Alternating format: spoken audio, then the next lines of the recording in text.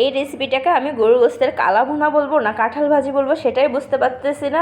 এতটা মজার হয়, একদম গরুর গোশতের কালা ভুনার মতনই লাগে। অনেকে তো বলে হচ্ছে এই কাঁঠালকে হচ্ছে গরিবের হচ্ছে গরুর গোশত, আবার অনেকে দেখেছি হচ্ছে এই কাঁঠাল দিয়ে বিরিয়ানিও রান্না করে, মানে অনেক রকমের অনেক রেসিপি তৈরি করে এই কাঁঠাল দিয়ে। আর আমি যেভাবে রান্না করেছি একবার আপনারাও ট্রাই করে দেখবেন। আসসালামু আলাইকুম, সবাই কেমন আছেন? জান্নাতুল প্রিয়া ব্লগে সবাইকে স্বাগতম। তো আমি হচ্ছে কাঁঠালটা ভাজি করব, তার জন্য হচ্ছে কড়াইতে তেল দিয়ে নিয়েছি, তারপর পেঁয়াজ, কাঁচামরিচ 3-4টার মতন হচ্ছে তেজপাতা, 3-4টা হচ্ছে শুকনো মরিচ কুচি করে কেটে দিয়ে দিয়েছি ভাজার জন্য। আর এদিকে হচ্ছে কাঁঠালটা সুন্দর করে সরিষার তেল দিয়ে আমার ভাবি সুন্দর করে চাকচাক করে কেটে নিয়েছে একদম গরুর গোশতের মতন। আর 2টা আলুও কেটে নিয়েছিল। আর এদিকে আমার পেঁয়াজটাও ভাজা হয়ে গেছে। তারপর আমি দিয়ে দিয়েছিলাম আদা রসুন বাটা 2 টেবিল চামচের মতন, দিয়ে সুন্দর করে ভেজে নিয়েছি। তারপর হচ্ছে পানি দিয়ে দিলাম, পানিটা দিয়ে সুন্দর করে নাড়াচাড়া করে এবার বাকি মশলাগুলো অ্যাড করে দিয়েছি। দিয়ে দিয়েছিলাম হচ্ছে হলুদের গুঁড়া, মরিচের গুঁড়া, স্বাদ মতন লবণ, তারপর দিয়ে দিয়েছি হচ্ছে গরম মশলার গুঁড়ো।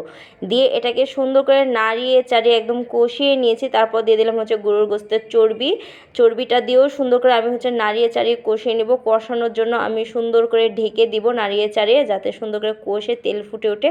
আর আপনারা অবশ্যই এভাবে চর্বি দিয়ে হচ্ছে কাঁঠাল বা ডুমুর ভাজি করে খেয়ে দেখবেন, অনেকটা মজা লাগে। ভাজিও বলতে পারেন বা ভুনাও বলতে পারেন, আমি দুইটাই বলি, আমি ভাজিটাই বেশি বলি, তার জন্য ভাজি বাড়িয়ে যাচ্ছে, এটাকে ভুনা বললেও চলবে। তো তেলটাকে আমি সুন্দর করে কষিয়ে নিয়েছি মশলার সাথে, আর এত সুন্দর একটা সেন্ট বার হচ্ছিলো। তো মশলাগুলো আমি ভালো করে কষিয়ে নিয়েছি চর্বি দিয়ে। কষানো হয়ে গেলে আমি যে আলু কেটে রেখেছিলাম সেই আলুটাও দিয়ে নিলাম, দিয়ে এটাকে সুন্দর করে কষিয়ে নিব একদম তেলের সাথে, একদম মাখা মাখা করে কষিয়ে নিব। 2 মিনিটের মতন আমি ভেজেছি। তারপর আমার সেই কেটে রাখা কাঁঠালগুলো দিয়ে দিলাম, দিয়ে এটাকে এখন আমি নাড়িয়ে চাড়িয়ে একদম মিক্স করে নিব। আর এত মজার হয়েছিল, আপনারা কালার দেখলেই বুঝতে পারছেন, এখনও রান্নাই হয়নি, বাট কালারটা দেখছেন কতটা সুন্দর হয়েছে।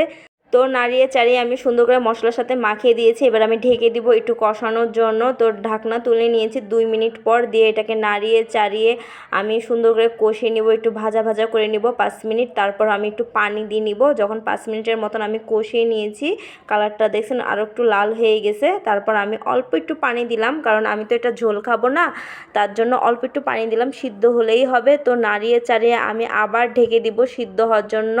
আর অফ ক্যামেরায় আমি আরেকবার লবণ দিয়ে নিয়েছিলাম, লবণ না হলে তো সিদ্ধ হবে না, তার জন্য আবার লবণ চেকে আমি লবণ দিয়ে নিয়েছিলাম। তো ঢাকনাটা আমি 5 মিনিট পর তুলেছি, এখনও পানি রয়েছে। এরকম পানি থাকবে না, আমি একদম ভাজতে ভাজতে ভাজা ভাজা করে ফেলবো। ভাজা ভাজা করলে সেটা অনেক মজার হবে, একদম গরুর গোশতের মতন স্বাদ আসবে। তারপর হচ্ছে আমি একটু চিনি দিয়ে নিলাম 1 চামচের মতন। আর চিনি দেওয়ার একটাই কারণ হচ্ছে, এটা হচ্ছে একদম জালি কাঁঠাল আছে না, কচি কাঁঠাল, তার জন্য চিনি দিলাম। এগুলো হচ্ছে পানসা হয়, তার জন্য দিলাম। আর পাকা কাঁঠাল যদি রান্না করতাম তাহলে চিনি দিতাম না, সেটা এমনিতেই মিষ্টি হয়। আর আমি 5 ফোড়ন দিলাম না, 5 ফোড়ন দিলে কিন্তু এটা আচারের মতন স্বাদ আসে। 5 ফোড়ন দিলাম না একটা কারণে, কারণ আমি চর্বি দিয়ে রান্না করছি, নাহলে চর্বির সেন্টটা থাকবে না, 5 ফোড়নের সেন্ট হয়ে যাবে, তার জন্য আমি 5 ফোড়ন দিইনি। তো আমার হয়ে গেছে ভাজাভাজি। যখন ভাজাভাজি একদম কমপ্লিট, তখন সে পর্যায়ে আমি ভাজা জিরার গুঁড়া দিলাম, যাতে স্বাদটা আরও বেড়ে যায়, সেন্ট হয়ে যায়, তার জন্য দিলাম। আর অলরেডি গরম মশলার জন্য সেন্ট হয়েই গেছে। আর চর্বি দেওয়া যেহেতু গরুর গোশতর, অনেকটা গরুর গোশতের ফ্লেভার আসছে, বাট কাঁঠাল তো কাঁঠালই, তাই না? কিন্তু মনে হচ্ছিলো সত্যি যে গরুর গোশতের কালা ভুনাই খাচ্ছি। আমার কাছেও মনে হচ্ছিলো গরিবের কালা ভুনা, এটাকে বললে কোনো দিকে খারাপ হবে না। যদি আমার মতন কেউ গরুর গোশত কিনতে না পারেন, এভাবে কাঁঠাল কিনে অবশ্যই এভাবে ভুনা করে খাবেন, অনেকটা কিন্তু মজার হয়। অনেক রকমেরই তো হচ্ছে কাঁঠালের রেসিপি খেয়েছেন, একবার এইভাবে গরুর চর্বি দিয়ে আপনারা রান্না করে খেয়ে দেখেন, ভুনা করে দেখেন, কাঁঠালটা অনেক কিন্তু মজার হয়, তার জন্যই আপনাদের সাথে শেয়ার করা। তো ভিডিওটা আজকের এই পর্যন্ত। ভিডিওটা ভালো লাগলে লাইক, ফলো, শেয়ার করে দেবেন, আমার ইউটিউব চ্যানেলটাকে সাবস্ক্রাইব করে দেবেন। আল্লাহ হাফেজ।